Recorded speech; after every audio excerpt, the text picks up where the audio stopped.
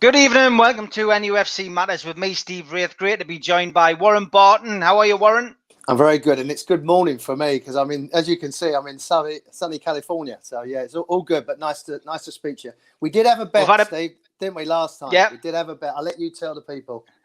Yeah, we said we wouldn't speak again until the takeover went through. So we're pleased to announce that we've just decided to scrap that idea and just come on and have a chat anyway. But I had no one to talk to, Steve. So I thought I needed to talk to someone after the weekend how well the boys played and the results and everything else. So yeah, it was nice to speak to you anyway. As I said, I'm delighted. And you, mate, and you, fantastic and great to have you on, mate. Thanks for taking the time out, and I know we'll get plenty of questions in from everybody watching. But give us your thoughts on the opening week as a Newcastle United fan. It's been a positive week, hasn't it? 2 wins, 2 clean sheets. Very much so, and probably a positive couple of weeks. You know, towards when we went back after the virus, back for the last few games, there were signs of the boys playing some good football. A little bit because the pressure was off, and maybe in suffocating for some players, particularly at home, and with the fans on their back, it could be difficult. But they got some good results, got a bit of confidence, made some very, very good signings. Is there an X factor? Wilson could be that. He could be the one that scores the goals. I love the way he handled the situation with the number 9. He was very diplomatic about that, and he understands the value of being a team member. And it's also nice to go and score a goal on your debut, as the other players have done. And a clean sheet, I think that was, you touched on that as well. Not just the goals, but the clean sheets gives you a good foundation. And I think, as I said, it's not really give us an X factor, but it's made us stronger as a squad, and stronger for Steve. And Steve should take a lot of credit getting these players over the line as well. It's just made us have different ideas about how we can play, different systems. I still like us to be a bit more positive, either home and away. But very, very good. I was some of on the edge of the seat. Some of the football was good. It's given the other players a lift and confidence. I see John Joe Shelby say that. Some new faces has lifted everybody, and it's definitely lifted the fans. The only shame is that we can't be there to cheer the boys on. But so far, so good. But I think they built from the end of last season, not having the fan base, some good signings, and they've got into the season, and hopefully we continue. You look in the next round of the Cup, and before you know it, you might be in the quarterfinals. But we know with Newcastle, we just have to take one step at a time. And we hear the rumours of the takeover and stuff like that. I think we just got to concentrate on what we've got now, and if it happens, it happens. And I've still not put that to bed, Steve, but I think you're the same as well. Yeah. I mean, we've parked it. Football's back on the agenda, and I just think silence. The silence on that is better. It's not getting played out in the public, and I'm sure that if it goes through, obviously we'll know, and if it doesn't go through, I'm sure we'll hear something as well. So, as you say, takeover talk. We can park that until we need to talk about it. Alan Miller asks a question: was Warren proud to be a part of Keegan's entertainers? We were proud of him and his teammates. It's all your fault. You spoiled us. Yeah, it was a great time, Alan. We was just reminiscing, me and Steve, actually, when we first met, back in the mid-90s. And Steve was obviously down in the town and, got to know a lot of the boys very well, with the likes of Les, and obviously knew Steve Watson and all the boys, Ginola, and we've become good friends. And that was a special time for everybody. I think the city, the style of football that we played, the Champions League. And as I've said numerous times, it's just a shame that we're talking about a load of old fellas that are in their 50s and talking about what happened 25 years ago. I'd love us to be challenging now, competing, and hopefully that can start to happen. But it was a wonderful time, a great time in my life. And as I said, the people up there have been magnificent throughout my time with me and my family, and I love going back. And hopefully we can get the good times back, because it's such a wonderful place to play football and a great place to live. So fingers crossed. But yeah, you're right, we did spoil you, because we was bloody brilliant at times. Big shout out to Q-Tech, who sponsor us, qtechshop.co.uk. They've sponsored us this month. Big thanks to them. Without the sponsorship, of course, I just have to pay for everything myself. So it's good to have people supporting us. Thank you very much for that, guys. Well, questions. You don't pay us. That's for certain. Exactly, and I don't get paid. It's all out of my pocket at the minute. I'm even to buy headphones and a bloody headset because people complain about the sound. But never mind, we've got there in the end, mate. We've got there in the end. We've just got to keep pushing. You look like an airline pilot. You look like, what time we landed?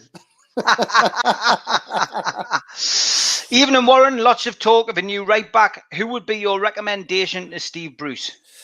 Well, I did say Akimi earlier on when he was at Dortmund, a very attack-minded player. I see Yedlin looks like he's moving on as well. Can I just say as well, I'm pleased that Richie stayed. That was another player. You know, I know he was linked with maybe moving away, but I think he's been a good little player for us. Now, whether he's going to be a starter every single game, but again, he gives a bit of versatility. I like the young boy at Brighton. I think he's an exciting player. He's young, he's keen. He looks about 12 years of age, but he's obviously a talented player. So Steve's got a bit of juggling to do there. You know, I like us to have a bit more of a mobile fullback. You know, I think we've gone a little bit rigid in there and going forward. So yeah, we just have to wait and see. But Akimi was my one at the beginning. I like the boy at Brighton. Whether we can snatch him away is another thing. But if we keep winning and keep doing well, people start taking note and want to be around. So, you know, that's always one for the future. Of course it is, yeah. And Manquillo's done well in the first two games. He did well against West Ham, and then they switched him to left back in the cup against Blackburn, and again didn't let us down. He's a solid right back. We just need a little bit of competition in that place. I think that's what we need. Yeah, you said that solid is. We need a bit more than that. But yeah, you're right. He's done well. He's done well. Jamal Lewis is great on the left, by the way. What a great signing that is. I watched the game when they at Carrow Road. I was over in England and when Newcastle played, and unfortunately we lost the game 3-0. And I said that to my son. We was watching him, the other centre half, and the right back had all come through the academy. And I said, he's a player. You know, I think he was exciting. He's got pace. He goes forward. And another good signing. You know, like I'm saying, you talk a little bit more about the boys from Bournemouth. They get a bit of attention, but he's come in and hit the ground running. And done very, very well. I like him. He's exciting. He's got a bit of pace about him. Good athlete. So, yeah, you're right, Steve. Another good player. Yeah, Tom Fryer's just asking, Twitter obviously is full of this talk of the two lawyers being removed from the Blackstone website. Nobody knows why that's happened. As I say, you know, the takeover stuff is pretty much off the agenda. I think for most people, we know that there's been something bubbling away. We don't know what's going on. But the removal of that thing, you know, maybe somebody email Blackstone, the lawyers, and find out why they've took it off. But it'll be interesting to see how all that develops. Barry asks, Warren, was Joe Kinnear a good coach at Wimbledon? We all know that about the troubles at Newcastle. I mean, me personally, just before you answer, Warren, I just felt, you know, Joe wasn't too bad. You know, he just came at the wrong time at Newcastle. He came in under Ashley, you know. But I mean, Joe Kinnear, for you, what was he like at Wimbledon? And I've said this to you before, Steve. Joe at Wimbledon was a great marriage because it was a crazy gang. They had Fashion Youth, he had Jones. He could let people, he could get away with things. You know, we could be a little bit off the cuff. We could be a little bit naughty in certain areas. You know, we could win games before we even got onto the pitch in the tunnel.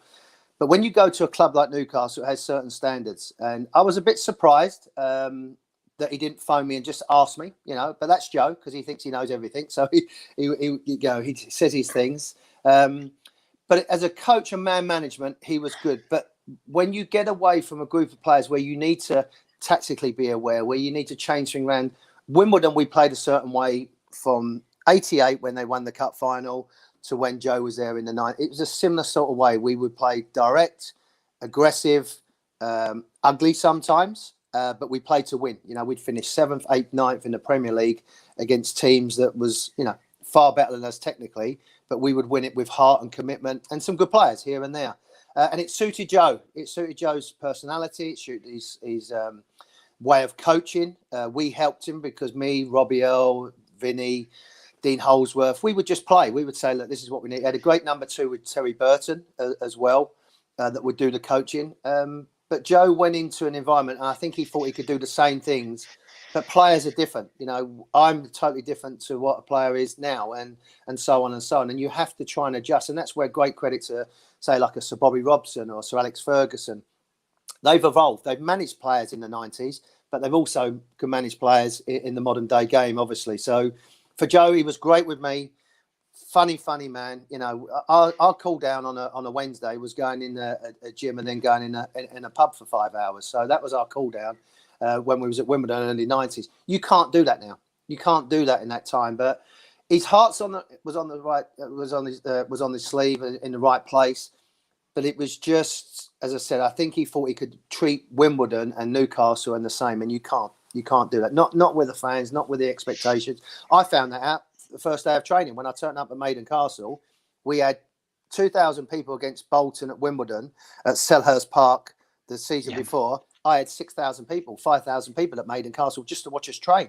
So that's the difference, you know. So he didn't get that, but you know, as I said, he meant well. Fantastic with the press conferences as well. That was entertaining.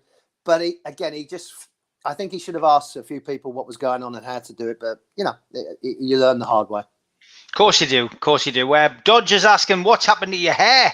I think he was expecting the long flowing locks. I told him that. I said, well, you've never had it, Steve. So you've never had that experience. I just said it's age. We've all aged. So it's just gone a little bit. The wing backs have kicked in. And I didn't want it falling down and have that Michael Heseltine look where, you know, it's just hanging around. So I wanted to get old gracefully. So I'm just trying to do that at the moment. But yeah, that's what the kids keep asking me. My kids, what's this centre parting thing? I said, well, you know, they're all doing it now, actually. They're all coming back and it's coming through. But no, you have to move on with the times. Robert Sim says it was one of the best chants ever. Yes, it was original. That's for certain. Luke, we haven't got any updates on the takeover. Sorry, mate. And you did inboxes earlier on, and it was the same answer. Colin Wilson says, any idea if the Morgan game is live on TV and not the £10 a game stream? I've got bad news for you, Colin.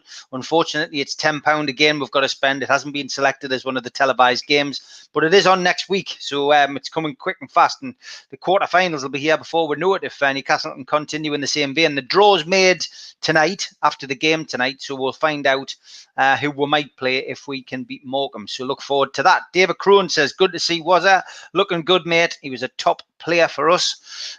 Chris chips in with a question. He says, should Yedlin go back to the MLS, and any players over there that you could think that might make an impact on Tyneside? I think if I was Yedlin, I'd play as long as I can in the Premier League or in Europe. You know, he's done the MLS at Seattle. Where would he come back in Seattle, in the MLS at the moment? You know, whether it would be maybe in New York. But I think, you know, he's still a young enough man to play a little bit, and he can always come back because he's had that experience. He knows what the MLS is like, although it's probably a lot different to what he experienced 8-9 years ago. The way the finances are and the training, the facilities, the coaching, it's upgraded and it's going through the roof at the moment. Yes, there's a lot of good young players. You know, looking around, I've got a lot of contacts with LAFC, and you know, they've got some good players there. Kane is a good player. I like. There's enough players in the MLS that are starting to catch my eye. Obviously, Almiron did well coming over from Atlanta. Martinez is another player, but he's injured at the moment with his ACL, but he's coming back from that. But there's some good players. You know, we're looking around all the time, and what's happening now, I think, a little bit rather than in other leagues, is that they're allowing their younger players, a little bit like the Bundesliga, where they allow their players to play. A couple of good players at Dallas, and there's no reason, you know, there's no surprise why a lot of the German teams are coming over when they're 18, 19, like Rainer's gone to Dortmund, and snatching them up pretty quickly. I had this conversation, I think, Steve, with you many, many years ago when Dennis Wise first went to club and I first moved over in 2008. And I said, look, you know, if you want me to scout and look at players, I was working at LA Galaxy at the time, I can maybe help you and help the club. And that's all that I ever wanted to do. And he said, no, we've got some guy in Texas and he's doing it for you. And I said, who's the guy? And he said, oh, just some fellow I know. And that was the end of that. So, you know, we've missed out. But there's some good players. But I think we've got to start looking, you know, maybe in Europe as well. But there are some talented players in the MLS, some young players. It's just making that transition over. But I'd love to be involved in, you know, recruiting players, bringing them over. I think, as I said, with Lewis, I can see a player. And I also know the expectations of the club. I know what the fans like. But it's a hotbed at the moment because a lot of clean big leagues and teams are looking at these players. You know, Barcelona are picking them up. Ajax are picking them up. So, you know, Newcastle got to try and be ahead of the game and try and snatch them a little bit earlier. And I'd love to be involved in doing that. Yeah, let's hope somebody at the club listens in and gives you that opportunity at some point. Fan Feud says, what position do you think Newcastle can hope for with their current squad based on their last two performances? I think it could be one of them seasons, Steve, if, and it's always been that big if everybody stays reasonably fit. We are going to get injuries. That's the nature the Premier League and the season. And you've just said there, Saturday, Tuesday, and you're straight into it, for everybody going to the games. I think if you can be in that Wolves, Leicester, Everton area with the squad without a real X factor, Everton have got Martinez to come in, not Martinez, James to come in and be that X factor. We haven't got that at the moment, but I think if we can play well as a team, there's no reason why top 10, 8, 9, and then it's like you get on that run and you get that confidence, and then the fans come back and we make it a fortress. I'm optimistic that it's a comfortable season for Newcastle. I'm optimistic that we won't be looking over our shoulder every bloody 2 minutes worrying what's going on. So fingers crossed, but we never know. But that would be at the moment how I look at it, and the feel-good factor. And even I'm watching Steve. I watch Steve's press conference and how he is, listen to players on social media, as we all do at the moment, because we can't be live and being around. There's a real good feel factor. And that kicked off the back of last season, new signings, and a couple of good results. And like you said before, you're in the quarterfinals of the Cup, and then you've got good, healthy competitions. And that's what we want. We want to be challenging. Are we going to be in Champions League in Europa? I doubt it. But we're going in the right direction. You've got to try and improve every year. Talking of Champions League, Tom Dixon's rightly pointed out today's the anniversary, Warren, of that game when we beat Barcelona in the Champions League. What a game that was. And what an atmosphere. I woke up this morning. Obviously, I'm 8 hours behind you, and see all the links and the tweets and retweeted it, the pictures. And Tino that day was unplayable. And Keith Gillespie as well was phenomenal. But as I said to you, it had that special atmosphere the Monday when we started thinking about the game, and then when we walked into the stadium, the sign, all on the seats, the logo of the Champions League, the music, and you're playing Barcelona and Figo, Rivaldo, Luis Enrique, all them type of players. And we've had a few injuries. We'd lost Alan, obviously, with his ankle at the beginning of the season. Les had moved on. But Tino on that day was phenomenal. We made it nerve-wracking at the end, and me scuffing the ball, giving it to Figo, that didn't bloody help either. But we earned the right in that hour to win the game, because they couldn't handle Keith. Keith was just in that mood to take people on. His deliveries was excellent, and they didn't know what hit them. But as class players and a class club, they did get back together in the last 20 minutes and made it very uncomfortable for us. But what a night, what an occasion. And to say you've beaten, the likes of them players and Barcelona. It's not as if it was our first Champions League game, Stephen. We've played Olympiacos, or, we played another team from, say, France, say Marseille. You've played arguably one of the biggest brands in the world with Barcelona. Even at that time, they were still huge before Messi started coming along. Special night, great atmosphere. And Tino's lived off the back of that for the last 20 odd years, because he was phenomenal. Yeah, he has. Mark asks, Warren, you were lucky enough to play in King Kev's team. You also played for Sir Bobby. Do you wish Sir Bobby stuck to his agreement to come in when Keegan left? Do you think it would have been any different if he'd come straight in when Kevin left? Yeah, I do. I think he straight away he understood it. He understood the situation with Newcastle. But watching that documentary, and it doesn't surprise me, I had 5 years playing under him, and obviously longer knowing him, that he wasn't going to walk away from Barcelona or a contract. He wasn't going to walk away. He was that type of man. Now people can rip a contract up and go anywhere they like. But that wasn't him. That wasn't what Sir Bobby was all about, the integrity that he had. There's no doubt that if he'd come in, Les would have stayed. No, David obviously would have stayed. We would have gone on, and he would have made us, I would have thought, the end product. It's just, as I said, the hairs on my arm stand up, because it's ifs and buts. But what a man, what a person. Totally different to KK as well. Totally different in the sect that, the emotion that he had, but he had it under control. His tactics was great with the media, great with the fans. But two different personalities. Bobby was a bit more reserved, but maybe that was his age. Kevin was what he was, and that's, people talk about the outburst that he had at Leeds. He didn't care, and that's what we wanted. We didn't care. Whatever he did, we was with him, and we was going to follow him. But let's not take away what Kenny Dalglish did. He got us to a cup final and got us in that special night against Barcelona. But Bobby had that special thing about him, had that special understanding of players, understanding of the fans, understanding the situation. He's sorely missed, and I think he would have been perfect for us and took us to that promised land of what KK wanted us. And that's really where we always wanted to be, was just not for us. And we've always said that as players. It was for the fans and for the city. So, when we see, Leicester Premier League winners, Blackburn Premier League, and now obviously Liverpool, we look at that and say we should have been on there. And it might have been a Chelsea thing, like a Mourinho, where you get 1 and 2 back to back. But hey, we can always, dream and hope what might have happened, but it didn't. But I was lucky. I still feel I'm lucky to have played under him, even at that time. When we was with Rude, we was on the floor. Steve, the club, the atmosphere. It was, with Alan and Big Duncan. It was, there was a divide, and not because we didn't like it. He'd made a divide, Rude, by saying we need to do this, and to push Stuart Pearce, Rob Lee, Nick Ostabizaz out of it just because he didn't like him. I mean, and then Sir Bobby come in, and on the Thursday changed it like that, and we go and beat someone 8-0. So he was a special man, and it would have been a great time. But I'm still feel that we're lucky that we had him, because he took us back in the Champions League, after 2.5 years of nearly looking like we wasn't going to get relegated, but we looked poor. We looked a poor team, and transformed everybody in the club, and whether that's people in the security, in the changing room, in the offices. He changed it by just being Sir Bobby. Yeah, fantastic. Sadly missed. Dunil Baines says, question for Warren, who was the laziest trainer at Newcastle when you were there? Alan being the one in pre-season, because he hated running. He hated it with a passion. He would do it, and as soon as that head started rolling, it's like, and you'd mumble on his breath, why do we need to do this?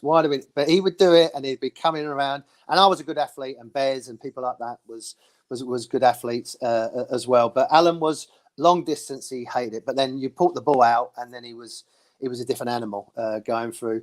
Bats as well, David Batty. I wouldn't say anyone was like a poor trainer. Tino, Alan Irvine would lay out, and Alan Irvine was a lovely man, a really particular coach, how he wanted it out. He would be there 7:30 in the morning, laid it all out. He helped me with my A badge and B badges, so great with the coaching system. But Tino and Bats would walk over and smash the balls everywhere, and you could see the steam out of Alan Irvine's ears coming through. So we didn't have any bad trainers. I mean, Big Dunk wasn't the most mobile either as well, but he would get through it. But Alan in pre-season, it was funny because you could hear it like, why are we doing this? Why are we? The head would start rolling around, and all of a sudden you put the ball out and it'd be flying around everywhere. But it was good times. David Jonah was a good trainer. He loved it. He always kept taking his shirt off every 2 minutes as well. So he loved the pre-season when everybody was looking at him. So it was fun times. Good stuff. Funko Freddy says Jamal Lewis might be great in the air, a great crosser, great dribbler, great runner, etc. But can he put a mic into next week? I don't think he's got that in him yet. I don't think he's got him. He might have to try. He's got a sweet left foot, but no, that was everything. All emotions, the fans. I mean, we was that game, the Liverpool game that they're saying that when I got the equaliser, we was bloody awful in the first half, and then we come back into it with a bit of grit and determination and just the emotions of that. And then, 90 seconds later, Robbie Fowler pops up and we're back to square one again. But yeah, it was, I still got the bill from Sky with that. They tried to charge me £250 for that, Mike. So I tried to put it together. Ray Modo says, never forgot Warren's performance versus Palace, down to 10 men, given sent off early. Thanks for your contribution to the best Newcastle team I have seen. That was a turning point, I think, for me, if I'm being honest, because I'd had a tough time, not playing well, and I take full responsibility. And again, you're saying there about playing out of position. I played left back, and it was we got into the game. I think I chipped it at the far post, and we won 1-0 or 2-1, if I remember. And the fans were singing, and it was a big moment for me because I'd had boos, I've had cheer, I've had a bit of everything.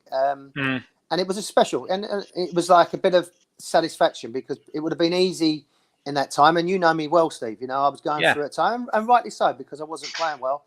It would have been easy for me to leave and go to another club, where it was Everton, Spurs. There was a few people that was interested. But I thought to myself, you know what? I've worked so hard to play for this club and wanted to be at this club. I ain't walking away. And even people like John Beresford and Rob Lee, Bez said to me, you're too honest, you're too honest. But I said, that's how I am. In that game, that's how I was. I could have hid. We could have got behind Shea being sent off, and things like that wasn't going well, but we ended up getting there and winning the game. So yeah, it's always nice memories, and even in the tough times, I've always said to you, I still enjoyed it and loved it because I knew what I was playing for. I understood. Yeah. No, you did. What advice would you give to Joe Linton now to boost his confidence? And, for me, I've said everyone starts with a clean slate at the start of the season. He wasn't my favourite player last season. And hard to judge him off the West Ham game. He did get a full run out against Blackburn. And I've got to be honest, didn't cover himself in glory. He's had a lot of stick on social media. What advice would you give to Joe Linton now? Don't go on social media. Can I just say as well about this recruitment?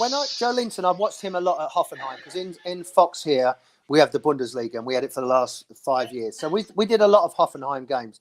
He was never a number 9. He was never a number 9. And you can't do anything about 40 million. That's down to the club and the other clubs working on that.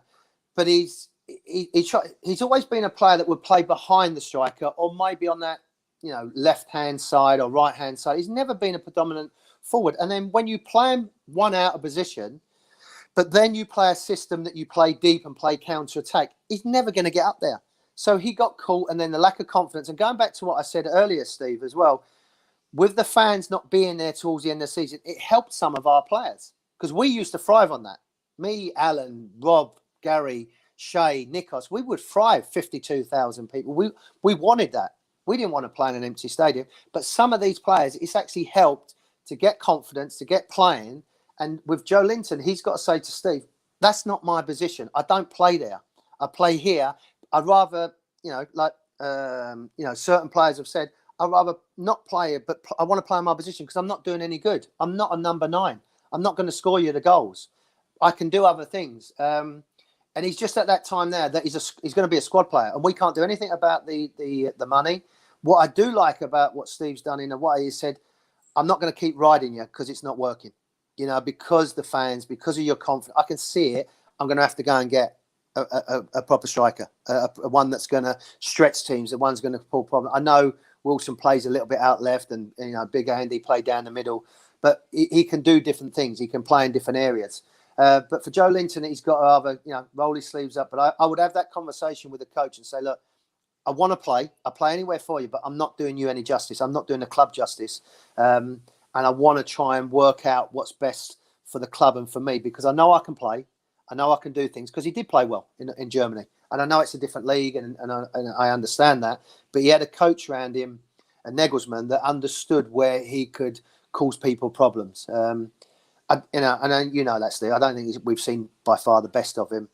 And you may never do that. It might be a John Dale Thomason that hasn't come in, hasn't particularly done well, and we have to move on. But I think he needs, like you said, it's a clean slate. Let's see how we go for at least 6 months. Yep, fingers crossed he can, start repaying some of the money that Newcastle spent on him last season. Spudsy says, best winger you played against, Warren? Week in, week out would have been someone like Ryan Giggs because he was not only... I was a fullback that liked to see if the other wingers would defend, and Ryan would do that. And obviously the team that he played with, Beckham, Scholes and Roy Keane was quality. That was funny this week. Did you see it as well? The anniversary of the 4-3 with Alan. Yeah, I think you know the story as well with Alan and Roy, that Alan has said this game, he said, look, I'm going to get under his skin. He said, but make sure, he said to me and Rob Lee and that, make sure if it does kick off, you can help me out.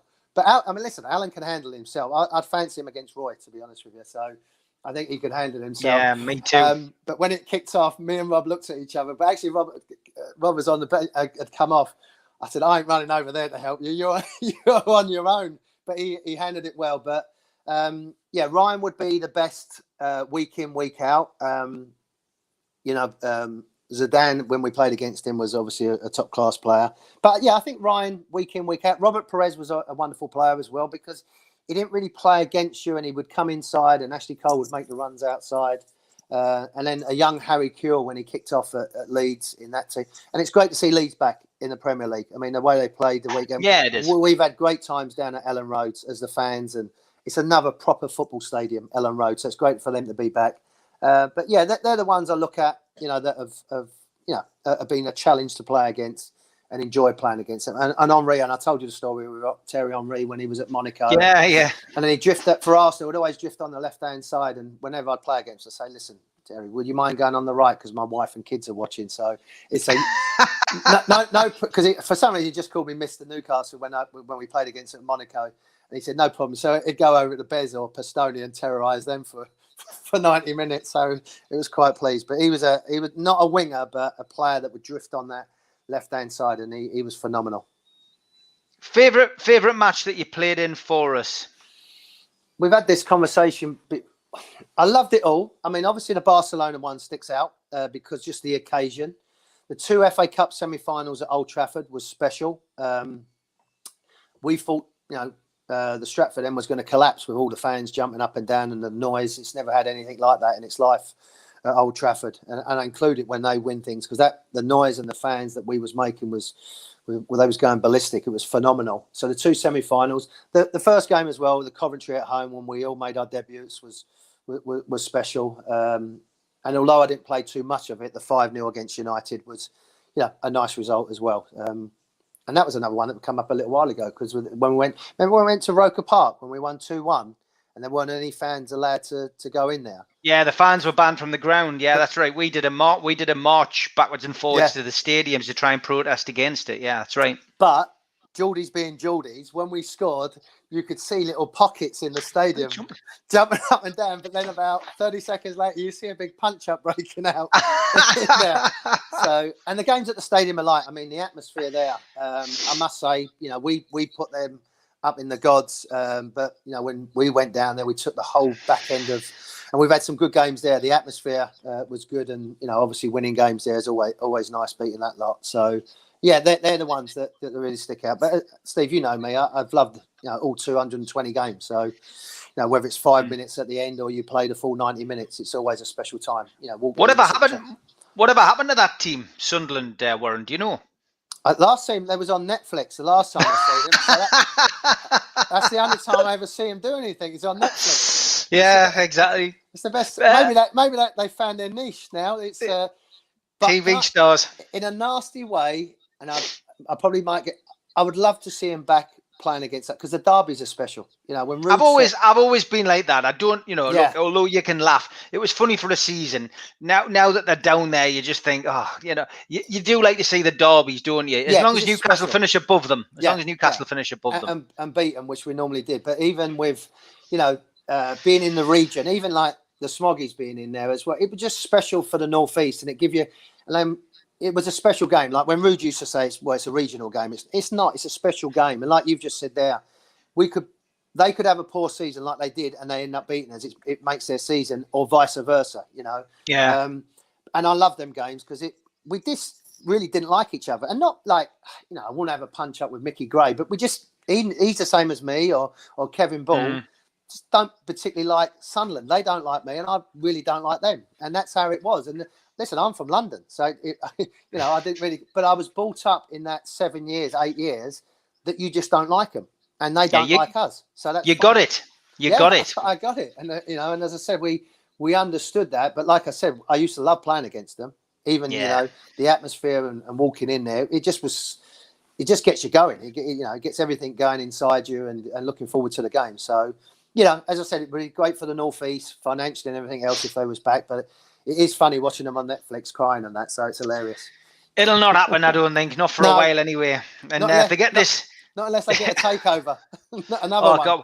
And if they get the guy who's promising to take them over, that's going to be an absolute disaster. So watch this space. Billy Miller says, "Who'd win in a fight, Big Al or Vinny?" Oh no, Vinny's too nasty. Al is a. He's a proper fighter, and it'd be fisticuffs and it'd be Oxford rules, and Vinny would do whatever. I've seen Vinny in Norway, and you'd have to really hurt him to stop him because he just keeps coming back. Yeah, I wouldn't fancy that. I've heard a few stories from Joe Allen, of course, who used to play up at Newcastle, who roomed with Vinny at Chelsea. And Joe often says that he used to see Vinny in quite a bit of bother. And Joe was usually on the piano, he says, with the lid down. But he says he would creep out. He would creep out at the end, and it would just be carnage, and Vinny would still be standing there. So yeah, I've heard a few stories as well. But that answers that question. Yeah, no, we was in Norway, and these 4 guys, and we was on a pre-season tour, and these 4 guys. Vinny, you're this, Vinny. And these was big Norwegian guys, you know. These are Vikings. These are strong. And he went bang, bang, bang, bang, bang, and then just kept going. And we was all like, oof, that must hurt. You know, he could look after himself. Yeah, he could look after him. But Al might do it if he had the judge in there and making sure. But if he went into a bit of UFC, he's got no chance. A couple of questions on Kevin. What was it like playing under Keegan? And Dunil says, how tough could Keegan be as a manager? Oh, he could be ruthless. You know, there's no doubt. As much as he loved all of us and wanted the best for us, you know, he could put you in his place. You know, he did that to about 5 or 6 of us at Highbury when we lost 2-1. You know, he could make sure, even though he bought us 2 months beforehand, 3 months beforehand, he could tell you what he felt. And playing for him, listen, when it was going well, he was phenomenal. You know, we'd have the travel back on the bus and going to the Weatherly Waver and getting some fish and chips and stuff like that. He was excellent. When it wasn't, then he found it difficult. He couldn't grab onto what he needed to change, and he was never going to change. And maybe sometimes, you know, the Man United game where we played so well for that first hour and a half time, we come in and Schmeichel's making save, we're hitting the post, but he still said, go out there and do it again, show him again. Maybe you say, right, we don't get beat. But he was never going to change it. But he was phenomenal to play with. You know, great. My first game, talking about the Coventry game, you know, 20 tickets from my family, got them on the train, put them in a hotel, made sure they was okay. That was him. It wasn't the club or the chief executive. That was KK, you know, and he would say to me, can you pick up David and Les, make sure they're, you know, getting to training. I had a good relationship with him, even though, as I said, sometimes he left me out and dropped me and stuff like that. But he was great to be with. And, you know, we love him for that. But there's always if only, you know, if we could have changed this a little bit, but you know, it's like when he left, no one, you know, I think it was only Alan that got the phone call and just disappeared like a puff of smoke and left and said he wasn't going to do any more. So you know, but he was phenomenal, and one of the reasons I went to Newcastle was for KK. Okay, 100% Mag says, who was your favourite footballer growing up? I was an Arsenal fan, but I was only about a mile from the stadium at Highbury. So Liam Brady was my role model. But actually,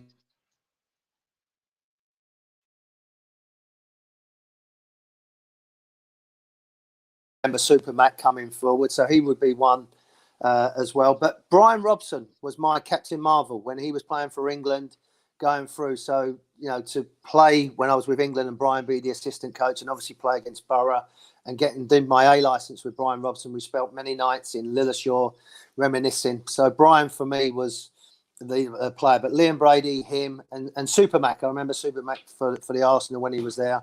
But Liam Brady for me was when I was growing up, just that sweet left foot and a class player. But yeah, he would be one.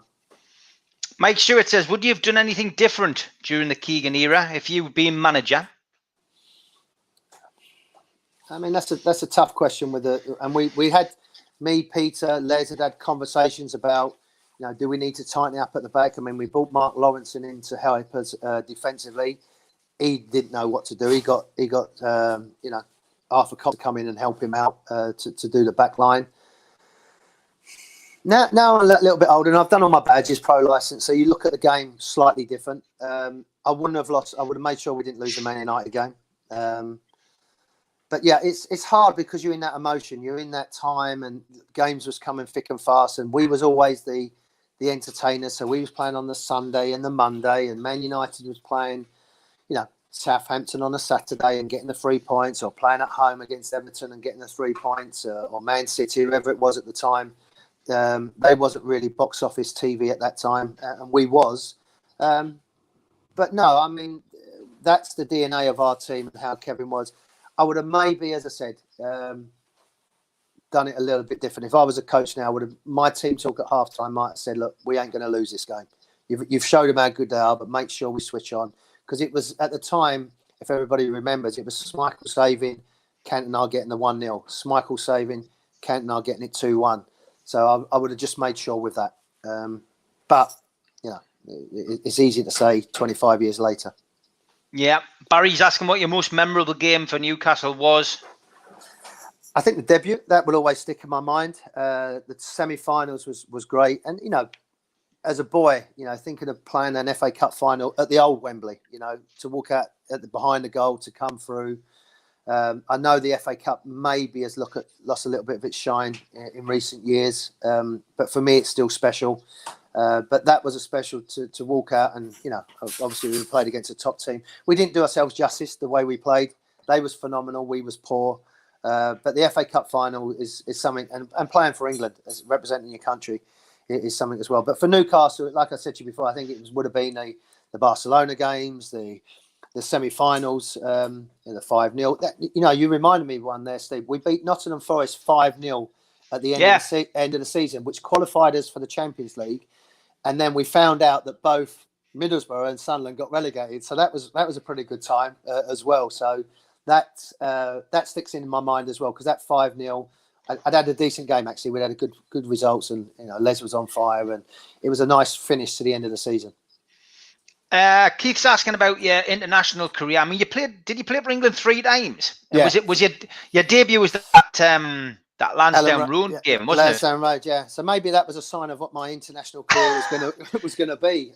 It got abandoned, didn't it, because of crowd trouble? Yeah, there wasn't England fans, there was hooligans after 27 minutes. We wasn't playing particularly well, but Terry thought it'd be a good idea to give him my debut in that environment and to play. And it was, scary to say the least. And we had family that was in that part of the stand as well.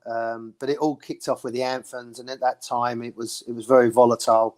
What was going on with the fans and everything else. And the Irish, they're lovely, lovely people, a bit naive, letting tickets in, and but it wasn't football fans, it was hooligans. So yeah, I know the question would be, would I have had more caps? Should I have had more caps? I mean, Gary was an outstanding player, had a great relationship with David Beckham, didn't particularly get injured. And if you remember at that time, you had like Rob Jones was at Liverpool.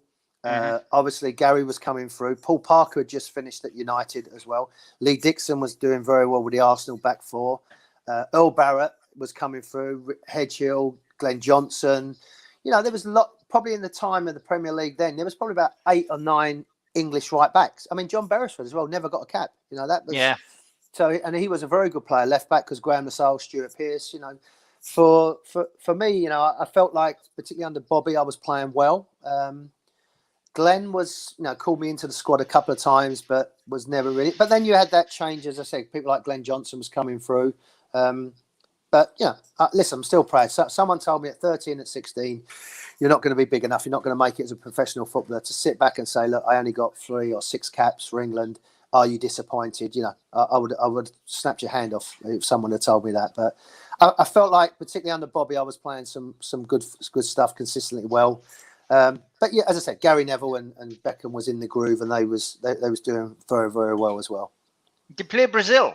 Yeah, that was my last one. I mean, it's not a bad one to finish off, Steve. Who was in that team? It would have been Roberto Carlos was playing, Rivaldo. They was all in it. So it wasn't. So say that my last England game was at the old Wembley against Brazil.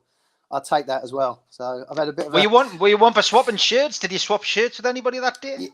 Yeah, I did. I actually swapped with the number 7, who was a crazy Brazilian, Edmundo. Edmundo. Yeah, I think it was him, the number 7. Yeah, he was a bit of a crazy man, and he was standing. What a game! We actually scored. Graham Lassalle got a great strike from outside the box, but then the Brazilians turned it on, and it could have been about 13-0, 13-1. But yeah, I swapped my shirt with him, so yeah, it was all good. Same with the Barcelona game. I was lucky enough with Rivaldo and Luis Enrique. I swapped their shirts, so that was pretty good. Yeah, fantastic. Lee's asking, what's your thoughts on the game, of course, which was part of that 95-96 season when Newcastle more or less had 50 shots on target, and Peter Schmeichel saved every single one, and then Cantona just scored that goal, which of course beat us 1-0. What's your memories of that game? Just being very focused, because we'd played them a few months earlier at Old Trafford, and Andy had got 2 goals, and we didn't play that well. They caught us on a couple of sucker punches, but this game, we started off the tempo that we played, the roar of the fans, the movement. Les was unfortunate. He had save after save, hit the crossbar. Pedro was on fire as well, getting on the ball and making us happen. And we were just breezed through him, the way we played the first 45 minutes. But then it's like anything, it's like a boxer. You think you're going to get punched on the chin in a minute. and then we got punched on the 76 minutes, I think it was, with Eric, and we never really got back because it was a punch in the gut that we knew we'd done well, and then I think psychologically we knew we couldn't get back into the game. There weren't enough time, and they started to play on that, and we started to get a little bit nervous and apprehensive. Like I said, if we'd had that talk as a group and say, right, this is how, and that's how the game's moved on a little bit. We've had a great 45 minutes. This next 20 minutes, if we can get a goal, great. But we know in our back of our mind, right, 75 minutes, 80 minutes, we're going to sit back. We ain't going to lose the game. We're not going to sit back and defend, but we're going to be solid. You two fullbacks ain't going anywhere. You stay where you are. Bats, you do your bit, or Lee Clark, whoever it may be. You do that. If we can get one, Les, Peter, Keith, David, great. If not, make sure you tuck back and we don't lose the last 15 minutes. But it was a great game. I mean, it was one, but it was a real kick in the nuts because we thought we had, if we'd beaten them then, we thought we might be far enough away with them. But that, for me, people talk about the Nottingham Forest game or the West Ham game or the Man City game. For me, that's when it all changed. Yeah. Jinky's asking what your memories are of Pavel Srnicek. All good. He was a fantastic professional. I know Stevie's close to your heart as well. Yeah. A good man, a great family that he had. Just a top-class professional. When he used to do that scissor kick over your head in training, it used to scare the life out of you because I'd never seen someone have so much agility that he could swing both legs over your head. He was a great professional, a great teammate, a really good teammate, a genuinely lovely man. As I said, another one that's missed, him, Speedo, Sir Bobby, all in that same category. Just a very, very good goalkeeper. Him and Shaka, and obviously Shea as well with the competition, and Steve Harper all being around. But Pav was, was loved being a Newcastle goalkeeper, being a professional player. And as I said, I didn't have long enough with him really because he was a nice man.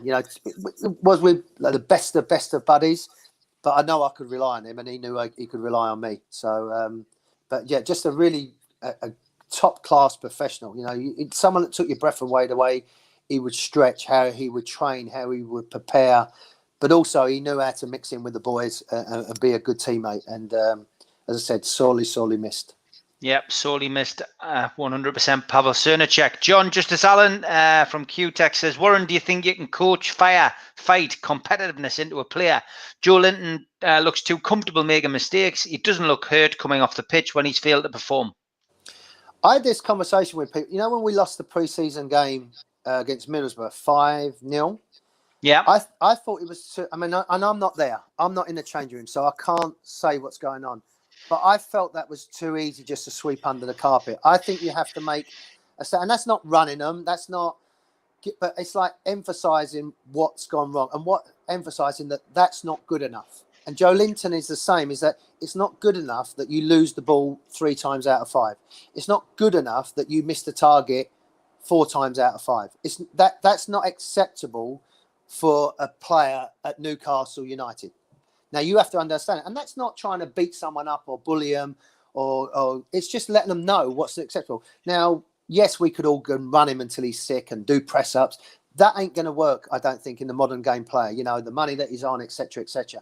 You've got to try and find what triggers him off. And being that type of player in Germany is that the technical side, you've got to do better. And I'd work on things that he keeps doing wrong, like keep giving the ball away, so you're still doing the work for an hour or 90 minutes and get the reserve team coach, or even you and Steve go out there, whoever it may be, get out there. Alan used to do it. You used to be there, Steve, at the training game. Alan would miss the target, or he missed the penalty against Sunderland. He was out the next day doing 50 penalties, because they don't happen again. So it's no coincidence that he scores 260 goals.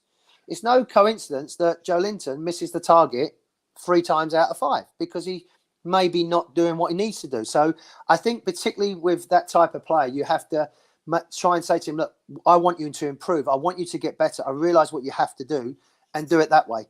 And try and get something out of him. Why you've got this asset of £40 million, if you can get him that he scores 8 or 9 goals, you might be able to get him back to Bundesliga for 25 million, 30 million. So you've got to look at it like that. It's very difficult, I think, and Premier League have to be careful that you just wipe your hands on someone and say, leave it, go on, off you go, and then you're not going to get any money back. So I think that's what I would try and do with him. Yeah, I agree. Wayne Bennett says, evening all, who was the best Toon keeper that you played in front of? I think, it's a real tough one because Shaka, Pav, and obviously Harps. I throw Harps into that. I didn't play that much, but I think Shay overall, with coming for crosses, he improved his kicking 100% when he first come. The presence that he had, I think when you look at the package, he was an all-round better goalkeeper than all of them. They, coming off his line, Harps was very solid, consistent, 7 out of 10 at everything. Pavel could make saves that no one else could ever do. Sometimes his judgment coming off his line, that type of thing. Shaka, as big as he was, maybe sometimes aerial and with his kicking as well. But I was lucky, 4 top-class goalkeepers. But for me, Shay Given is the one that I would, and I picked him in my team who I play with because knowing him as a person and the professionalism that he had, how he was with people, that to me is a big thing, and as a teammate. But they was all bloody good goalkeepers, and I think we've got a decent one now. But Shay, for me, was the best one as an all-round package. Yeah. Robert Sims says, Warren, were you playing when Vinny grabbed Gaza by the package? I was playing, but not in that game. I mean, it was great to see them back together again as well, and to see Gaza and Vinny as well. But yeah, quite an iconic moment, grabbing someone's nuts has made you famous. We should have done that years ago, Steve. It might have made it. Gaza let you grab his nuts anytime. He didn't have to be on the football pitch. He doesn't mind. Yeah, exactly. 100% Mag says, what's your best memories of Alan on or off the pitch? Again, just being around Alan, and I think as you get older, you appreciate it even more. But the confidence that he had, and the self-belief and the drive. Because if you put Les and Alan together, like next to each, Les obviously was quick, great in the air, scored goals, but just Alan had this selfish individual drive to be better. We've seen the Michael Jordan documentary, and he demanded that from all of us. He had that streak in him that would rub you up the wrong way, but you knew deep down it was the right thing. If me and Nobby or Keith was doing some crossing and it went behind the goal, he would go ballistic. And you think, shut up, will you? It's trained. But you knew deep down when it come to crossing the ball at the White Hart Lane or Highbury or Ewood Park or Old Trafford, you'd have to put it on the plate for him, because if you did, he would put it in the back of the net. Off the field was a top man as well, with his family playing golf. We got very, very close as a group with like Gary and Rob Lee and people like that, Shay being one of them, professional, but just a machine, a hunger-driven machine scoring goals, and no nonsense. There's no BS with that fella. If he liked you, he liked you. If he didn't, then you knew about it. But I felt very proud to play with him when he come. For £15 million, we broke the record, and he come. And now, as I've got older, I feel very privileged to play with him, because I don't think when you're playing you realise what you had, and until afterwards, until you look. And I think all of us, Steve, can say, yeah, number 9. But when you see them goals, they did it. I think they did it a little while ago on Sky.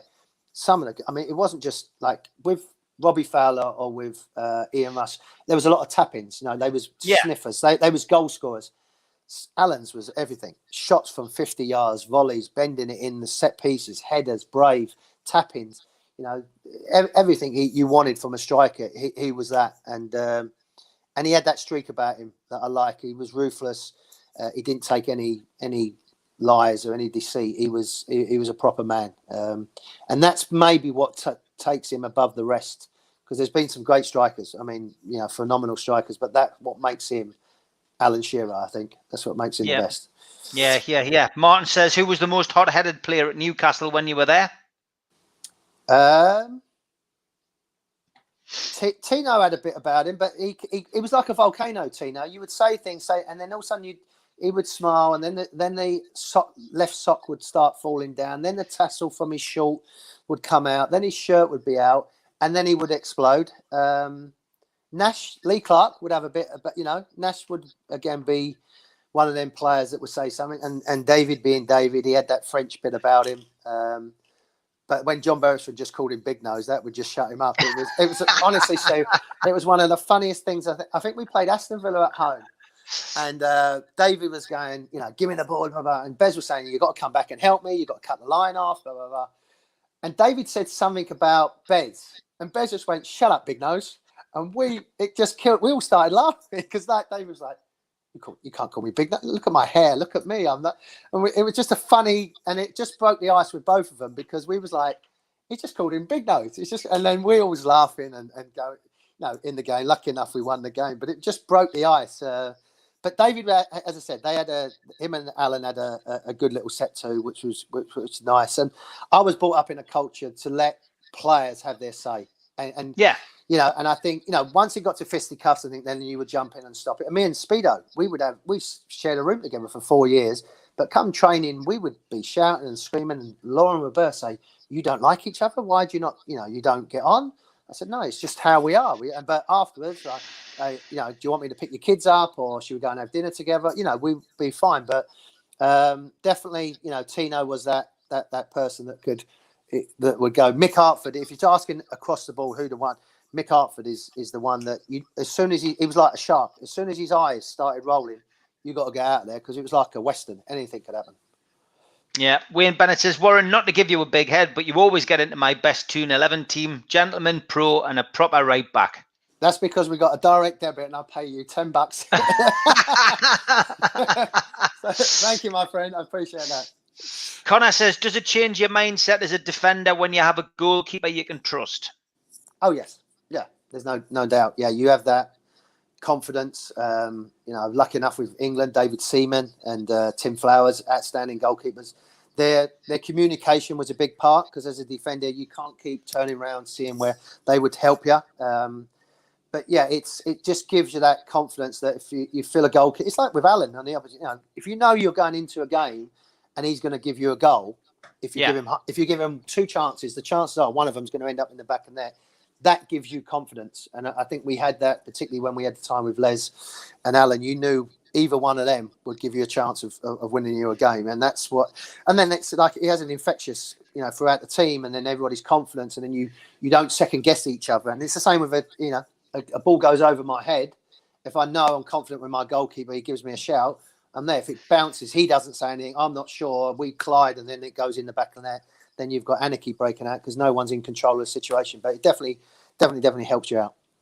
Last question from Chris. Does the US have to adopt more of a pro academy system than relying on high school and NCAA feeders to compete for World Cups? It is doing that at the moment. That's what I'm saying. In the last 5 years, it's had a lot of transition. They had called DA, which was the academy, direct for the academy for kids, but it was given to everybody. So it was like local Gateshead would have it, or Wall's End would have an academy, rather than just being Seattle Sounders, LA Galaxy, New York Red Bulls. Now they've gone into that more academy where the professional clubs have their academy. They still have to play, because of the size of the country, other teams, but they actually have their own academy get-togethers in 2 or 3 parts of the country when we haven't got the pandemic that's going on. So they have gone in that direction to have more academy.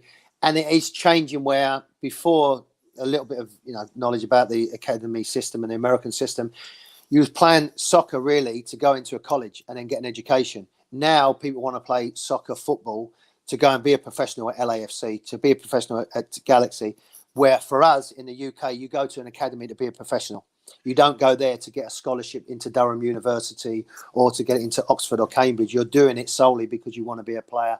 That's where it's changing a little bit here. So kids that are in the academy, yes, a third of them would probably want to go to a college, and that's where they can get recruited, or the national team. But a lot of them are wanting to be professional players. And that's why you've seen someone like Gio Reyna go to Dortmund, Christian Pulisic when they're 15, 16, because they see an avenue of being a professional football player at a young age, where 10 years ago it was all about college. Let's just go to college, get an education. Now people see it that you can get obviously a living out of it and be a professional. Yeah, good answer. A couple of comments just before we go. Colin says, another great show, lads. Don't leave it so long next time, Warren. You're brilliant crack. Top Geordie. Billy says, phenomenal show tonight, boys. Had me chuckling throughout. Going to know you as Warren Banton from now on. And John Justice as well says that hour has flown past. Warren has so much passion and pride for NUFC. It is amazing to see. And Chris, who is a fellow, he's from America, he says, thank you, Warren. Great comprehensive answer for this Yank expat. So lots of other people commenting about your hair, etc. And great show tonight, lads. Thanks for answering my questions as well, top lads. So Warren, as always, the hour's passed too quickly, mate. Thanks for coming on. Great to see you, and we'll get you on again hopefully in the next few weeks, and we'll still be unbeaten. And we'll still be waiting about that takeover. But a pleasure, Steve. Anytime. I always love reminiscing and talking, and I'm just pleased for Steve and the fans. And I said it on social media for the players to do well. It's nice. No one likes to get on people's back. We want to be entertained and look forward to football. Yeah, lovely to see you, mate. Love to the family. You take care. Speak to you soon. Take care, mate. My friend. Bye-bye. Bye-bye. Great to see Warren, top man. Always great to have him on the show. Tomorrow, of course, is Friday. It's the Three Amigos back tomorrow. Always a good night. Me, Steve Hasty, and Neil Mitchell. We will be joined by Ian Mearns. And God, these flyers get worse, don't they? Harry Potter this week. But yeah, we will be back tomorrow night, 6 o'clock until 8 o'clock. If you've missed any of the shows this week, just get yourself on the channel. If you want to make a little donation as well to the channel for us, just click join. $1.99, you get yourself a little banner, etc., and it just helps us run the show.